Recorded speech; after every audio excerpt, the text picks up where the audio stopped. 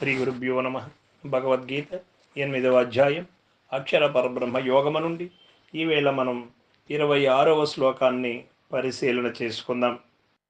శుక్లకృష్ణే గతిహేతే జగతః శాశ్వతే మతే ఏకయాయాత్యనావృత్తిం అన్యయా వర్తతే పునః. భగవానుడు చెబుతూ ఉన్నాడు, ఈ శుక్ల కృష్ణ మార్గములు రెండును జగత్తునందు శాశ్వతముగా నుండునవిగా తలంపబడుతున్నవి. అందు మొదటి దానిచే జన్మరాహిత్యమును, రెండవ దానిచే మరల జన్మమును మనుజుడు పొందుచున్నాడు అని ఇక్కడ మనకు చాట తెల్లువైనది. లోకములో రెండు మార్గములు కలవనియు, ఒకటి మనుజుని ఊర్ధ్వముగా కొనిపోవుననియు, మరి ఒకటి అధః పతనమును కలుగజేయుననియు ఇచట చెప్పబడినది. ఈ రెండు మార్గములకు కూడా నీవే బాధ్యుడవా, లేక ఇతరేతర ఏదైనా బాధ్యత ఉన్నదా అన్నప్పుడు తనకు తానే కర్త, తనకు తానే భోక్త. కర్మ, కర్త, క్రియ అన్నీ కూడా తానే కాని ఏరొక్కరు కాదు. ఈ సత్యాన్ని ఎరిగినటువంటి వాడు మాసములను గాని, పరివారమును గాని, కష్ట సుఖములను కాని, దేని కాని పరిగణలోకి తీసుకోడు. తనలోకి తాను ప్రవేశించి తన స్వధర్మం ఏమిటో తెలుసుకొని తన యొక్క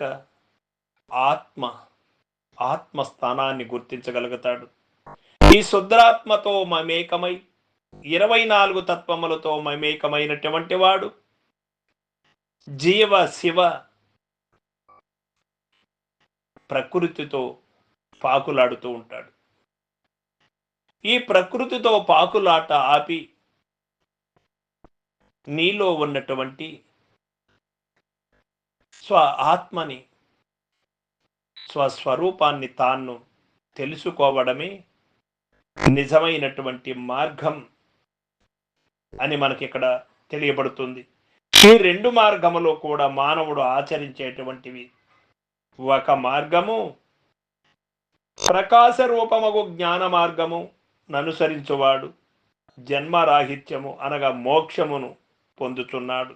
మోక్షము అనగా బంధములతో మమేకము కాక, ఏ బంధముకు వశము కాకుండా ఎవడు ఉంటాడో వాడు ఎప్పుడు కూడా మోక్ష స్థితిని పొందుతూ ఉంటాడు. బంధములో ఉన్నవాడే మోక్షము కోసం పాకులాడవలెను కానీ బంధరాహిత్యమైనటువంటి వాడికి అదే మోక్షగామి, అదే మోక్షస్థానం. మళ్ళీ ప్రత్యేకించి ఎక్కడో మోక్షము లేదు. బంధములో ఉన్నవాడు విముక్తి కావడమే మోక్షం. ఏమిటి ఆ బంధములు?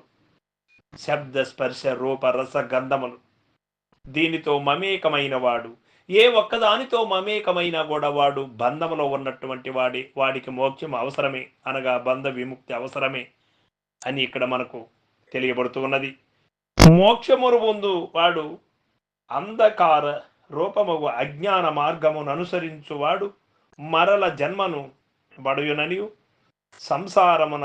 సంసారమునబడి పుట్టుచు చచ్చుచు నుండిననియు వచ్చింపబడినది. ఈ ప్రకారముగా ఒకటి ముక్తిని మరి ఒకటి బంధమును కలుగజేయును. కాబట్టి జనులు తమ విజ్ఞతను ఉపయోగించి శ్రేయోదాయకమగు మొదటి మార్గముని అనుసరించి బంధకరమగు రెండవ మార్గమును త్యజించవలెను అని ఇక్కడ మనకు తెలియబడుతూ ఉన్నది.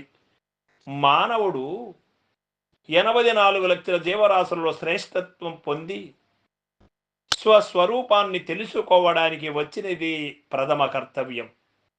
రెండవది లోకము, ప్రపంచ పాకులాట. ప్రపంచం వైపు వదిలి, దేహ దృష్టిని వదలి కేవలం ఆత్మదృష్టితో ఉండడమే ప్రథమ కర్తవ్యం. రెండవది, ఈ యొక్క దేహములతో కూడి మానవాళికి, ఈ యొక్క ప్రకృతికి అపకారము చేయకుండా మానవుడిగా ఎట్లా జీవించాలి అనేది రెండవ మార్గం. ఆ రెండవ మార్గములోనే పూర్తిగా నిలబడి అట్లా ప్రకృతికి కూడా న్యాయము చేయలేకుండా ఇంద్రియ ధర్మములను దాని దాని ధర్మములు ఏమిటో అని తెలియక జనన మరణములు, శరీర ధర్మములు, ఆకలి దప్పులు, ప్రాణ ధర్మములు, సంకల్ప వికల్పములు, మనోధర్మములు ఆవిటి ధర్మములై చేసుకుంటూ ఉన్నాయి. వీటికి అన్నిటికీ కూడా నేను అతీతంగా ఉండవలను అనే సత్యాన్ని గ్రహించినట్టయితే అందులో కూడా మనకు ఇబ్బంది ఏమీ ఉండదు. అక్కడ నుంచి బయటపడిన వాడు మొదటి మార్గములో శ్రేష్ఠుడై ఉంటాడు. వాడే జన్మరహితుడై, బంధ విముక్తుడై, జీవన్ముక్తుడై ఇక్కడిని మోక్షగామయ్య ఉంటాడు అని ఇక్కడ మనకు తెలియబడుతుంది. ప్రపంచంలో ఎన్ని మార్గములు కలవో అవి ఏవి అన్నప్పుడు రెండు మార్గములు కలవు. ఒకటి ప్రకాశ రూపమగు ఉత్తరాయణ మార్గం, అనగా సహస్రారమందు నీ యొక్క నివాసం ఏర్పరచుకొని ధ్యాన సిద్ధుడై ఉండడం జ్ఞాన మార్గం. అంధకార రూపమగు దక్షిణాయన మార్గము, అనగా అజ్ఞాన మార్గము. అది ఎట్టిది?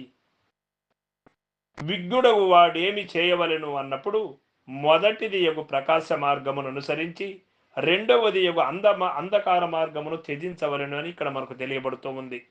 సహస్రారమందు నీ సమయాన్ని ఎక్కువ గడిపేటువంటి వాడు ఎప్పుడు కూడా అంధకారంలోకి రాడు. అమనస్క స్థితి నుండి సహజ అమనస్క స్థితి పొందినటువంటి వాడు ఎప్పుడు కూడా బంధ విముక్తుడే. వాడు బంధమునకు లోబడి ఉండడు. అట్లు కాకుండా మనస్కుడై కొంతసేపు అమనస్క స్థితి సమాధిలో ఉండి మళ్ళీ మనసుతో వ్యవహరించేటువంటి వాడు తప్పక శబ్దస్పర్శ రూప రసగంధములలో ఎక్కడో ఒక చోట పట్టుబడిపోతాడు. ఈ సత్యాన్ని మనం గమనించవలసి ఉంటుంది. సర్వం సద్గురు పాదార్పణమస్తు. జై గురుదేవ.